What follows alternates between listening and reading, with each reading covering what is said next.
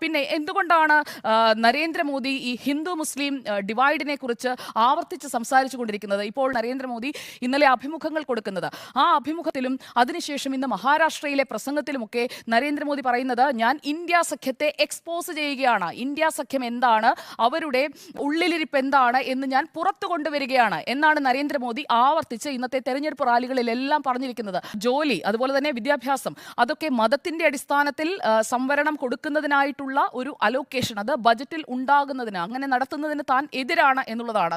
ഞാനത് അനുവദിക്കില്ല എന്നാണ് നരേന്ദ്രമോദി കൃത്യമായി പറഞ്ഞു. കോൺഗ്രസ് പറയുന്നു മോദി ഹിന്ദു മുസ്ലിം എന്ന് പറഞ്ഞുകൊണ്ടാണ് വോട്ട് പിടിക്കുന്നതെന്ന്. അദ്ദേഹം പറയുന്നത്, ഞാൻ ചെയ്യുന്നതല്ല, നിങ്ങൾ ചെയ്യുന്നതാണ് ഹിന്ദു മുസ്ലിം ധ്രുവീകരണം, അങ്ങനെ പറഞ്ഞുകൊണ്ട് വോട്ട് പിടിക്കുന്നത് നിങ്ങളാണ് എന്ന് മുംബൈയിലെ ഇലക്ഷൻ റാലിയിൽ പറയുകയാണ്. നിങ്ങൾ എന്തിനാണ് ഇത്രയും മുസ്ലിമിനെ പറ്റി പറഞ്ഞുകൊണ്ട് ആക്രമിക്കാൻ ശ്രമിക്കുന്നത്? ഞാൻ മുസ്ലിമിനെതിരാണ് എന്ന് ആര് പറഞ്ഞു എന്ന് നരേന്ദ്രമോദി ചോദിക്കുന്നുണ്ട്. മുസ്ലിം എന്ന് പറയുന്ന ഈ രണ്ട് കാര്യങ്ങളെ